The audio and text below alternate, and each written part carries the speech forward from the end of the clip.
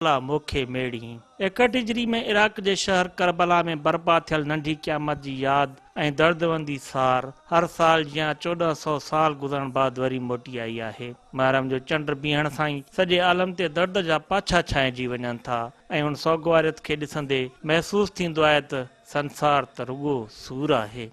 61 हिजरीअ में करबला में हिकु ॾींहं जी जंग थी। उहा जंग जंहिं लाइ सिंध जे सुहिणे शाइर लतीफ़ साईं लिखियो हो त कामिल करबला में आया जुंग जवान, धरती धुबी लर्ज़ी थरथलिया आसमान, कर हुई कान हो निज़ारो नींहं जो। उन नींहं जे निज़ारे वारी जंग ऐं सूरनि जे उन संसार जो सेक सिंध जा नाज़ुक दिल रहवासी बि महसूस कनि था ऐं मुहर्रम जी शुरूआति थींदे ई घरनि में घटियूं ऊंधियूं करे सैयदनि जा तॾा विछाया वञनि था। अक़ीदे जे पके पुख़्ते मोमिननि जे घर में खीर जो वाइपो तर्क थी वञे थो। मोमिन दिलि रखंदड़ माइरूं पंहिंजे मासूम बचड़नि खे चवंदियूं आहिनि त शहज़ादे असगर खे करबला जे मैदान में पाणी जो ढुक ई न मिलियो त तव्हां खीर कीअं पीअंदो। इहो एजाज़ सिंध जे मोमिन माइरनि खे ई नसीब आहे जेके पंहिंजे मासूम ॿारनि खे नंढी वही में ई करबला जे इश्क जो सबक़ पढ़ाइनि थियूं। उत्तर सिंध में सखर ऐं रोहड़ी अज़ादारी जो मुख्य मर्कज़ आहिनि जिते मुहर्रम जो चंड ॾिसंदे ई 10 मुहर्रम ताईं हर राति 1 खां 2 वॾा मातमी जुलूस बरामद थींदा रहनि था। पुराणो सखर ऐं रोहड़ीअ जी अज़ादारी सभ खां वधीक मशहूरु आहे। हिते चंड राति खां वठी ताज़िया निकिरंदा आहिनि। पुराणे चकर में ऐं रोहड़ी में बि चंड राति खां वठी 10 मुहर्रम ताईं।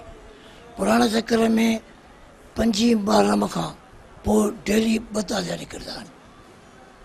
हिकिड़ो निकिरंदो आहे मीर चार रोज़ो ऐं ॿियो निकिरंदो आहे मेहंदीअ जो पिड़, उहो राति जो। चौथी मुहर्रम में असांजो उस्ताद मोहतरम हाजी सैयद ग़ुलाम मुस्तफ़ा शाह मूसवी जेको मुंहिंजो बि उस्ताद हो, बेसिकली प्राइमरी हेड मास्टर हो, उहो मातम खणाईंदो हो। पोइ सिंध में वाम आहिनि न, अड़े हेॾे न वञूं न कर, उहो हिंदू जो असुरु आहे न, कारी ॿिली लॻे कमु न थींदो, पुठियां छॾ कई, इहे सभु हिंदू जा सिस्टम आहिनि। पोइ साईं जी खे काकी ॼाई, साईं जी काकी वई गुज़ारे। संदसि वालदा रोड़ी जी पटोड़ी ख़ानदान मां आई, उन बीबीअ मां अचेसि वरियल जीअं मां पुट मातम न खणाए। मां चयो तॾहिं त तोखे औलाद न ॾियण साईं, मां जो फरमान बरदारो चुप कयईं। पोइ साईं जो ठीकु आहे। पोइ साईं न्याज़ कंदो, इहा 4 तारीख़ जो ख़ाली थी, मासूम खे ख़बर पई, चई त इहो असांखे मातम असां खणंदासीं। सखर पुराणे में रोड़ीअ वांगुरु करबला निकिरंदी आहे। 2 मातम असांजा आहिनि, फिरणो मातम बिकुलो ईअं मस्जिद में रखिया आहिनि ऐं करबला उहो खणाईंदा आहिनि। उहा मासूम इमाम बारगाह में रखी हूंदी आहे। जंहिं महिल असां ईंदा आहिनि त पोइ असां गॾिजी वेंदा आहियूं, उते वरी ज़िक्र हुसैन थींदो आहे। पोइ मातम हुतां 2 बजे निकिरंदो आहे। मग़रिब जे टाइम ते हिते 2 मातम जी नहर थींदी आहे। पोइ हुते पखर चौक में मातम विछोड़ो करे इमाम बारगाह हलिया वेंदा आहिनि। 9 जे राति वरी मीर कोतल शाह गुरदास जा मासूम पीउ उन्हनि जो रोज़ो कईंदो हो। रूट तव्हां खॼे शाही बाज़ार मां अचे, फिरदो मूसवी स्ट्रीट में अचे, ईअं फिरी वरी सिधो होॾे नहर, साॼी जाइ ते नहर, इहे मखसूस इलाइक़ा। वरी अलाह तव्हां केॾे केॾे 9 राति जो मातम थियो। 10 तारीख़ ते सुबुह जो इहो ई 25 मातम 11 बजे खणंदा आहियूं, 1 बजे नहर कब्रस्तान ते। उन खां पोइ वरी 5 बजे 7 बजे मासूमी सैद खणंदा आहिनि। उन्हनि जी नहर थींदी आहे जेल जे थाणे वटि। 7 जो आस्थान जेको आहे उते सतुक बि उते, 7 जो आस्थान जेको आहे उते सतुक बि उते थींदो आहे। सखर में मुहर्रम जी चंड रात हैदरी इमाम बारगाह मां इस्तक़बाली मातमी जुलूस बरामद थिए थो, जेको हैदरी अलम खां बिलाल चौक, मूसी इमाम बारगाह, शाही बाज़ार, मिर्की घिटी खां थींदो वापसि हैदरी इमाम बारगाह ते नहर थिए थो। उत्तर सिंध में 5 मुहर्रम ते बर्पा थींदड़ मस्जिद वारे मातम खे उत्तर सिंध में अज़ादारी जी बाक़ायदे शुरूआत तसवर कयो वञे थो। ही मातम भिट जे घोट हज़रत शाह अब्दुल लतीफ़ भिटाई शुरू करायो हो।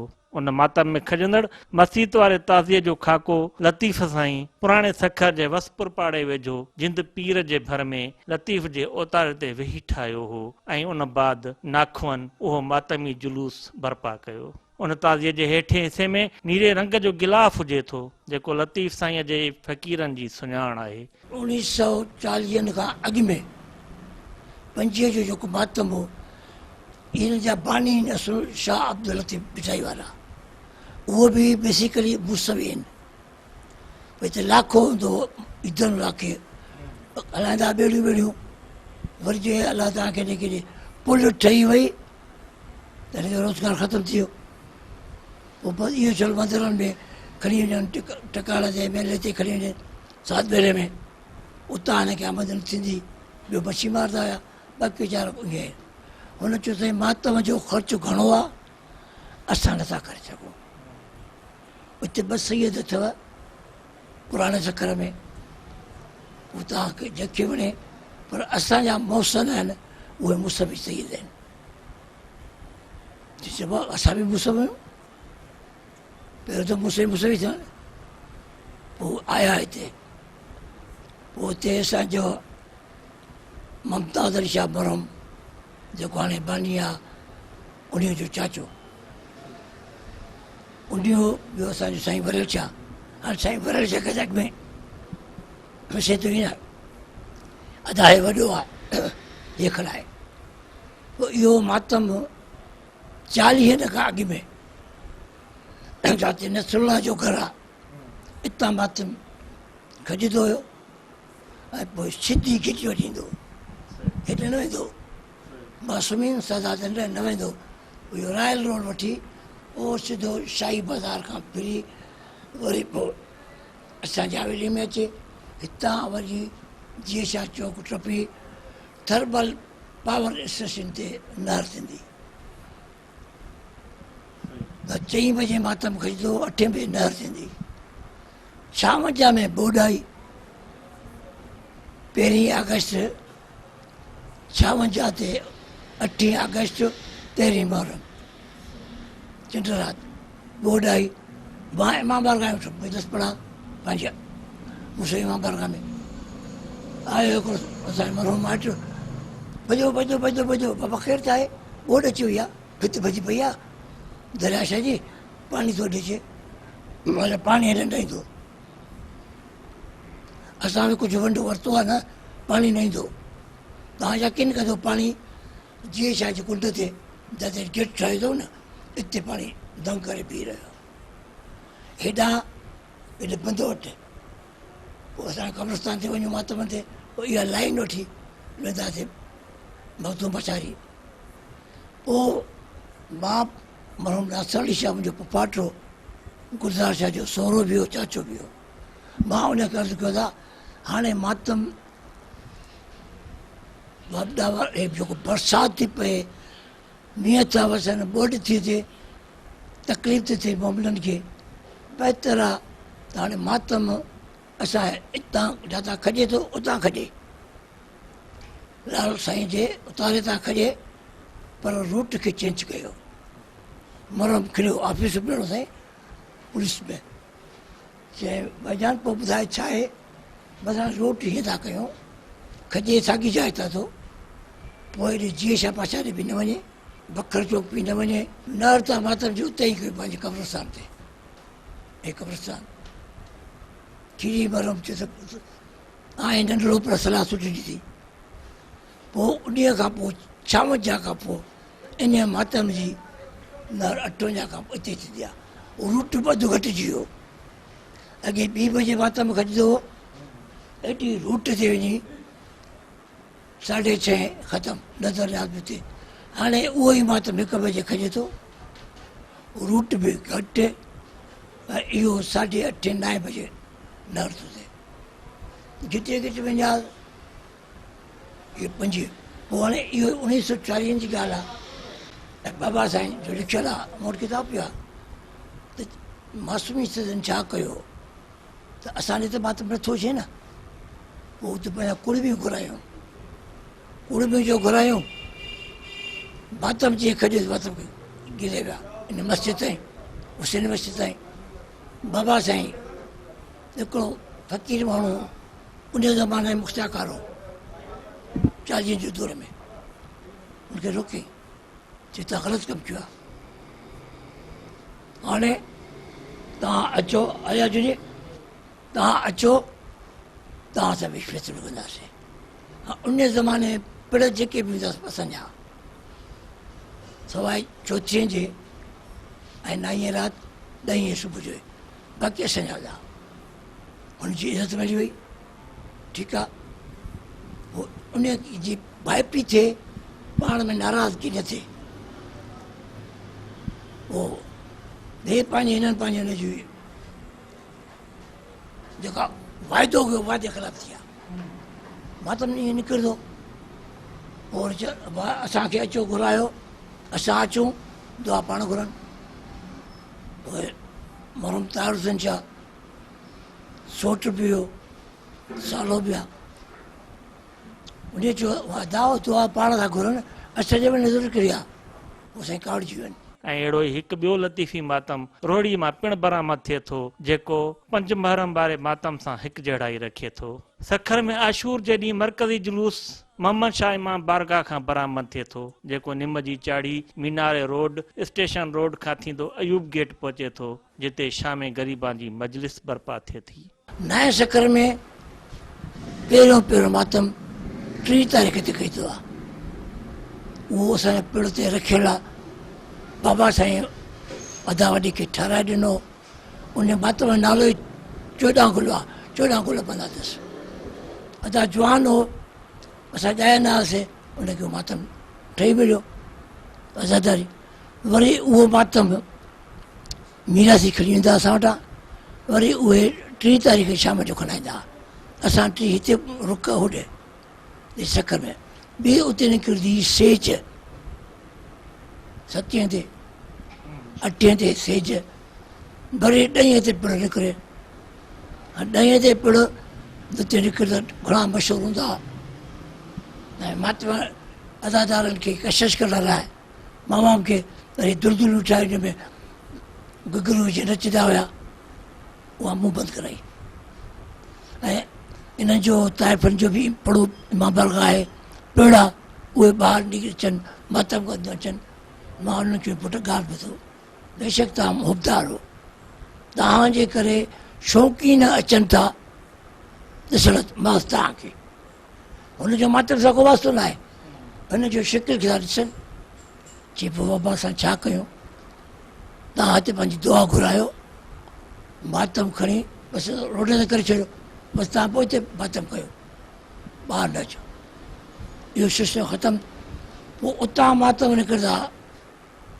8-10 हिकिड़ो हबीत ख़ान मातम खणाईंदो इहे जॾहिं घंटाघर ते पहुचंदा चाड़ीअ ते चढ़ंदा पोइ असांखे इतला ईंदो चइसां असां अचो अची विया घंटाघर ते तव्हां मस्जिद शुरू कयो पोइ मां मस्जिद पढ़ंदो हुउमि 10 तारीख़ उतां पिण निकिरंदा आहिनि शेख शी बादशाह जो निकिरे अलाह बख्श फ़क़ीर जो निकिरे कुंड ते जेको आहे वरी हिकिड़ो सब्ज़ पिण खणींदा आवाज़ ठाहींदा आहिनि सफ़ा साओ ॿिया सुनी भाइर बि असांजे गॾु मातम न ईंदा आहिनि मातम कंदा हलंदा आहिनि इहो मातम जॾहिं असां हितां कजे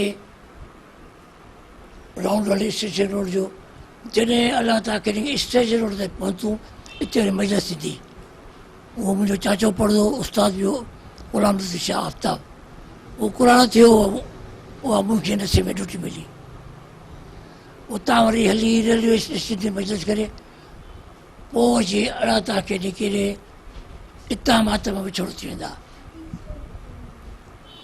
किरण बेकरी वटां मातम जो विछोड़ थींदो के हेॾे विया के हेॾे विया, पोइ असां सां कढो, चलो इन अलाह बश्क जो पिणु हलंदो,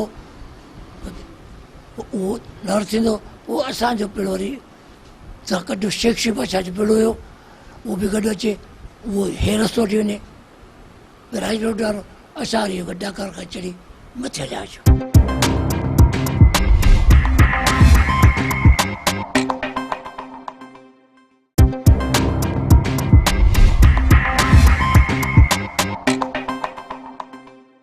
अठ मुहर्रम खां शुरू थींदड़ रोड़ीअ में शमा गुल मातम ॾेह ॾेह मशहूरु आहे। 500 साल अॻु सैद मोहर शाह उन मातम जी शुरूआति कई हुई। उन मातम जी हक़ीक़त बाबति झूननि अज़ादारनि जो चवणु आहे त मैदान करबला में इमाम हुसैन अलैहिस्सलाम शमा गुल करे दोस्तनि खे परखियो हुयो ऐं उन वाक़िए जी सुनत अदा कई वञे थी। 9 मुहर्रम ते सुबुह जो सवेर 9 ढालनि वारो तारीख़ी ताज़ियो बरामद थिए थो, जेको हितां निर्वार थियण बाद खबड़ फ़क़ीर जे पिणांदो वञे थो ऐं पोइ 10 जी राति हैदर शाह हक़ानीअ जी महिमानीअ लाइ संदसि मज़ार आॾो रखियो वञे थो। उन मातम में पूरे मुल्क जी कुंड कड़छ मां अज़ादार शरीक थियनि था। रोड़ीअ में 2 आलिम दीन आहे, साईं मोहर शाह रिज़वी सैयदो, ॿियो साईं हैदर शाह हक़ानी पोल कपस, साईं हैदर शाह साईं साल साल ज़ारतुनि ते वेंदो। पोइ साईंअ खे मौला हुसैन चयो त बाबा तुंहिंजी ख़िदमत असां क़बूल कई आहे, हाणे तूं जूनो थी वियो आहे, असां तुंहिंजे पाण ईंदासीं। चए पोइ मौला चए सभु कुझु चाहे थो, मां तो वटि अची मरहम कंदुमि न।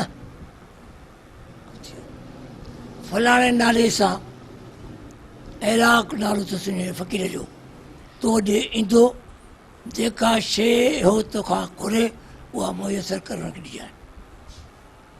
पोइ साईं जी मदरसो पढ़ाए पियो, इंतज़ारु बि हुयुसि, फ़क़ीर अची वियो, सलाह लिखी हाली मदरसो, बाबा इराक फ़क़ीर तूं आहे? फ़क़ीर वाइड़ो थियो, बाबा मूंखे साईं ॿुधायो, मां मोकिलियो थी मां पंहिंजो एलची, जेको हू तोखे चए तूं उहा कर। पोइ इन चए त बाबा हे थियो, हे सामान घुराइसि, कपिड़ो हे वग़ैरह सग़ैरह, इहे 9 डालियूं, सचा माल हुया, हर शइ मौजूदु हूंदी, उहो असांखे शुरू थियो। पोइ इहो मातम, इहो वॾो मैदान हूंदो हुओ, शहीदनि उहे मैदान विकिणी छॾिया, विकिणी थो छॾियऊं त हाणे तंग थी वियो मातम। पोइ साईं इहो ख़्यालु कयो त बाबा जवान बि अचनि था, छो न इन मातम जी मां सरगस कयां, बुढड़ियूं मुंहिंजियूं भेनरियूं मारियूं पंहिंजे घर मां ज़ियारत कनि, बुढड़ा उतां ज़ियारतियूं कनि। पोइ उन ज़माने में नगारे जी हूंदी, हे तूं तां त हाणे शुरू थी आहे न, नगारो वॻो, मातम उथियो खयों। साईं हैदर शाह रवायत आहे त 7 पुट हुयसि। पुट खे चयईं बाबा हे मोहर शाह न मुड़ियो, वरी बिदती कमु थो करे, वञ। हो वियो त हो आयो, ईअं ई 7 ई पुट, हिन नज़र वारो हुयो, हल वारो हुयो, 7 ई पुट ॾिठईं। पोइ मथां हैदर शाह दरी ठहियल अथव, मस्जिद में दरी विधी अथव यादगार, उन मस्जिद मां ॾिठो, छा ॾिठईं ख़ुदा त बहितर ॼाणे, उहा ॾिसी उतां टपो ॾिनो अथई, वञी मां माफ़ी थो ॾियां। मातम में शरीक थी वियो। मातम जॾहिं लाड खबड़ ते दहर थी, साईं जे पेरनि ते किरी पियो, अदा मूंखे माफ़ी ॾे, मां तोखे घटि वधि ॻाल्हायो। चए त तो ॻाल्हायो न ॻाल्हायो, मां त पंहिंजो कमु कयो नी, शुक्र आहे। चए हाणे मुंहिंजो अर्ज़ु आहे, इहो मातम जॾहिं तव्हां खणो 9 तारीख़ खणंदा आहिनि, पोइ इन मैदान ते 10 जी राति मुंहिंजा तव्हां महिमान हुजो। हाणे उहा 10 राति उतां इहो हैदर शाह जा महिमान आहिनि, नालो पहुची वियो साईं जी हैदर शाह हक़ानी, सम्झो। इन जो बानी जेके आहिनि साईं मोहर शाह हुयो, मोहर शाह खे धीअ हुई उहा पई खणाए त उहो मोरशाह जी धीअ बि छतिजे थी, उहा गुज़ारे वई त इन जे मोरशाह जी ॿी धीअ ई रंगल शाह जी घर में ॾिन, पोइ इहो रंगल शाह खे जिन खे मातम मिलियो। असांजे तौफ़ीक़ शाह जे पीउ खे, इहे बि ज़मीनदार आहिनि, वॾा सरसूकार आहिनि, इहे खणाईंदा आहिनि, हाणे ताईं इहे था खणाइनि। पर उन्हनि जो जेको लीगल एडवाइज़र हो पीर नंढे शाह हुयो, साईं मीरान शाह जो हाजी साहब जो वालिद, उहो जी करे ऐं हुनजो वॾो दबदबो हूंदो, सम्झो। पोइ वरी मीरान शाह खां हुन साईं वॾे जे वञण खां पोइ मीरान शाह संभालियो। अठें जो मातम जेको कजे थो, इहो बि साईं जन जो हुयो। मीरान शाह जो चाचो खणाईंदो हुयो, पोइ उहो वीचारो मुंशी हो, पोइ उनखे वरी पोइ जानल शाह जो अदा हाणे तूं मूंखे अलाह सभु कुझु ॾिनो आहे, मां त हाणे उहो अठें जो मातम जेको तव्हां पीर अब्दुल रहमान तव्हां खजंदो आहे, जंहिंखे असां चवंदा हुआसीं नंढे हूंदे पीर पादरी, उतां खजंदो आहे पुराणी पोस्ट ऑफिस अचां, पोइ नार वरी हाणे उते था कनि, साईं जानल शाह जी उनजे नज़रिया थो करे थो। वरी इहो 10 तारीख़ ते इहो मातम निकिरे 1 बजे महिल, असां हितां पुराणे ते करणु 10 जो मातम मुसवी से नार आई पंजारो कब्रस्तान नार करे, पोइ सुबुह ओॾे हलंदासीं मातम कजो। पोइ इहो मातम जॾहिं इन मंगिल जे मेलो ते बीहंदो न, पोइ हिते सभु बीह रहंदा। मुंहिंजो उस्ताद मरहूम इमाम शाह रज़वी, अल्ताफ़ शाह जो पीउ, इसरार शाह जो पीउ, इफ्तिखार जो पीउ, उहो दुआ घुरंदो, पोइ इहो मातम मथे खणी वञी दफ़न कंदा। जॾहिं मातम निकिरंदो असां पाण ईंदासीं, अम्मा ज़हरा ईंदी, मुंहिंजी भेण शरीकतुल हुसैन आहे, इन करे लाइट न कयो, महरम ते नज़र असांजी न पए, न उन जी असांजे मथां पए। पोइ इहो मातम ईअं थो अचे। इहो मातम जॾहिं साईं हैदर शाह काने ॾिठो त हैरान थी वियो न, का हसीर थियो न। हाणे बि तव्हां ॾिसो न, नाईं राति मातम खजंदो आहे, शमा बंदि हूंदी आहे, अंदरि तव्हांखे रोशनी नज़र ईंदी, का शइ नज़र ईंदी। इहे सरकार जन पाण अचनि था, पाण अची बीहनि था। सखरोड़ीअ जे आज़ादारीअ ख़ैरपुर जे आज़ादारी ते असर अंदाज़ थी आख़िर, छो जो तव्हांखे ख़बर आहे त एशिया जो कीअं त ताईं हाणे चवनि था बरे सग़ीर जो वॾो में वॾो मातम जेको थिए थो 9 ऐं 10 मुहर्रम हराम रोड़ी में थिए पियो। उन खां अलावा पुराणो सखर वरी थोरो अञा डिफरेंट आहे। पुराणो सखर जे हवाले सां पुराणो सखर कैपिटल हुयो, छो जो आबादी पुराणे सखर में हूंदी। हिते 3 ख़ानदान मूंखे नज़र था अचनि, जेसिताईं मुंहिंजी मुशाहिदो आहे, मुतालो आहे, त उहे ईअं आहिनि त हिकिड़ो तव्हांजो मूसवी सादात आहिनि, जंहिंखे मीरकी सादात बि चवंदा आहिनि, ॿिया मासूमी आहिनि, ऐं 3 जीलानी सादात आहिनि, जे काइमल शारा बि हितां जा आहिनि, मीनारे ते रहंदा हुआ कॾहिं, नानाणा हितां ई अथसि। इन्हनि आज़ादारीअ खे फ़रोग़ ॾिनी। बरबरियत यानी यज़ीदियत जी इंतिहा आहे, ऐं हुसैनियत जी त इहा इब्तिदा आहे। करबला हुसैन जे सब्र जी त इहा इब्तिदा आहे, अञा इंतिहा किथे ॾिठी आहे कीअं। पर हेॾो वॾो हाञो थियणु इंसान खे, अॼु बि मां तव्हांजे तवसल सां हिकिड़ी ॻाल्हि कंदुसि त मां तालीम जे शोबे सां वाबस्तु आहियां। मूंखे हिकिड़ो ॾुखु थींदो आहे अञा ताईं, इस्लामी जमहूरिया पाकिस्तान, बिस्मिल्लाह बाबा, बाबुल इस्लाम सिंध, वॾा असांजा लक़ब आहिनि। मूंखे ॾुखु इहो थींदो आहे, सिर्फ़ु अञा ताईं आहे, मुंहिंजी हसरत आई आहे टेक्सटाइल बोर्ड खे बि चवां पियो, ऐं पंहिंजी स्टेट उनखे बि चवां थो, हुकूमत सिंध के मुअतबरनि खे चवां थो त छो न निसाब में जॾहिं तव्हां दहशतगर्दी जे ख़िलाफ़ विढ़ो था ऐं शोधा जो ॾींहुं था मल्हायो, छो न करबला खे निसाब में था शामिलु कयो। त नंढे हूंदे खां असांजा ॿार पढ़नि था, शायदि अली असगर छा हुयो, हज़रत अब्बास छा हुयो, इमाम हुसैन छा हुयो, करबला जे वाक़े खे छो नथा आणियो। पोइ असां उनखे वधीक ञाण जा ज़ावियनि खे ॾिसंदासीं।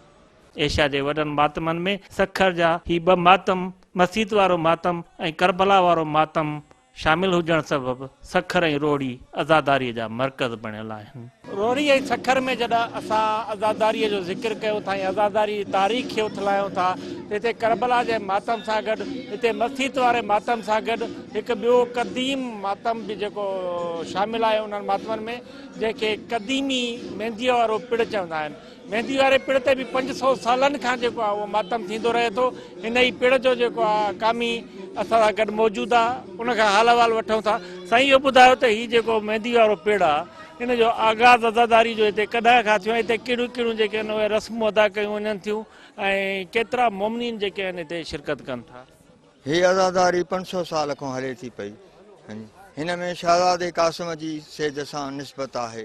हे बंडरे जी मेहंदी ठाही वेंदी आहे जेका राति जो 4 बजे माना मौला जी निकिरंदी आहे। सरकार जी सेज बि मौजूदु आहे। उन सरकार जी सेज ते साईं जानला शाह जो ख़ानदान बीहंदो आहे, उहा मेहंदी ठाहे इहो भिजंदो आहे। दरिया जे सीर मां पाणी भरियो वेंदो आहे जेका सरकार जी मेहंदी ठाहे, ऐं दस्तूर जे मुताबिक़ बंडरे जी मजलिस बि थींदी आहे, शहादत जी बि। उन में शादीअ जा कुझु बंद बि पढ़िया वेंदा आहिनि। पुराणे सखर जा मुसवी सादात ईंदा आहिनि जेके बंद पढ़ंदा आहिनि। वॾनि खां वठी आउं बि माना शहज़ादे कासिम जी शहादत जा शादीअ जा बंद पढ़ंदो आहियां। ऐं मस्तूरात पंहिंजूं खणी ईंदियूं आहिनि हाजतूं, अलाह उन्हनि जूं हाजतूं पंहिंजी बारगाह में क़बूलु कंदो आहे। जेके बि कुझु घुरनि था कंहिं इंसान जी हाजत आहे त मुंहिंजी शादी नथी थिए या मुंहिंजे बचनि जो, अलाह उन्हनि जूं बि हाजतूं पूरियूं थो करे छॾे। ऐं केतिरा ई अहिड़ा आहिनि जेके हिन वक़्तु बि SSPR रहियो आहे, उन जी बि हाजत पूरी न पई थिए, लेकिन वठी कंहिं मोमिन खां वियो त मूंखे मेहंदी खपे शहज़ादे कासिम जी, मां पंहिंजे पुट जी शादी जिथे चाहियां थो उते मुंहिंजी थिए। बंडरो आहे, पोइ अलाह उन जे सदके में उन जूं हाजत दुआऊं पूरियूं थो करे छॾे ऐं हू दुआऊं था कंदा रहनि पिया।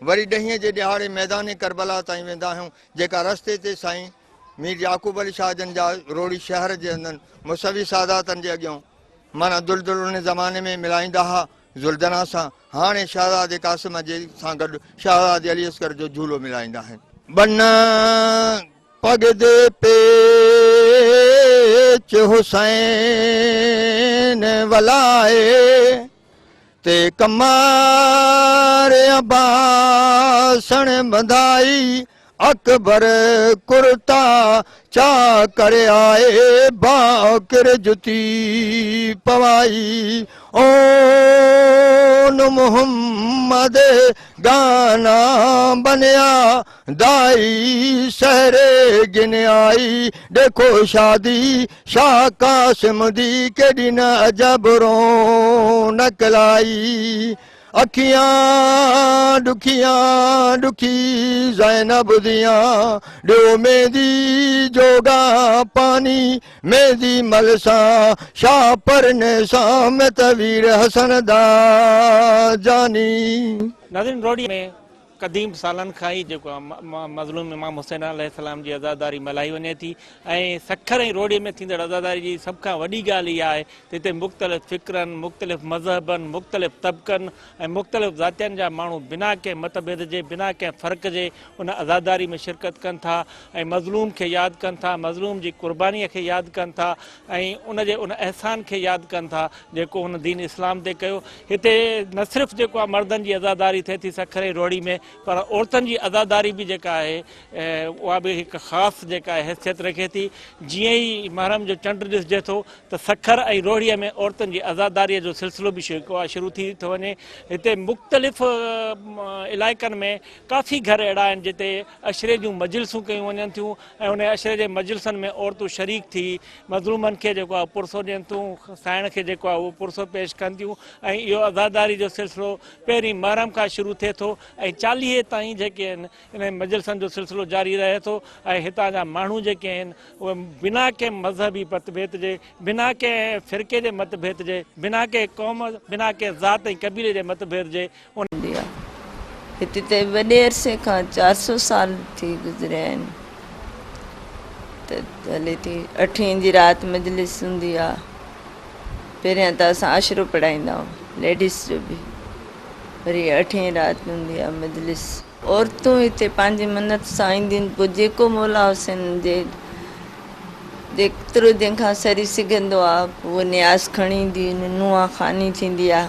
औरतूं बसि मजलिस में ईंदियूं आहिनि, पंहिंजी मन्नत बि खणी ईंदियूं आहिनि, अठीं राति बि हीअं बि डेली जेका ॾहाके जी मजलिस थी थिए उन में बि औरतूं पंहिंजे दिलि सां जान सां नुंहुं खानी बि कंदियूं आहिनि। जे हर न्याज़ ईंदो आहे हिते पूरे पाड़े में, थोरे शिया न आहिनि बि नी अक़ीदेमंद आहिनि, औरतूं पूरे पाड़े जूं ईंदियूं आहिनि। ॿार मासूम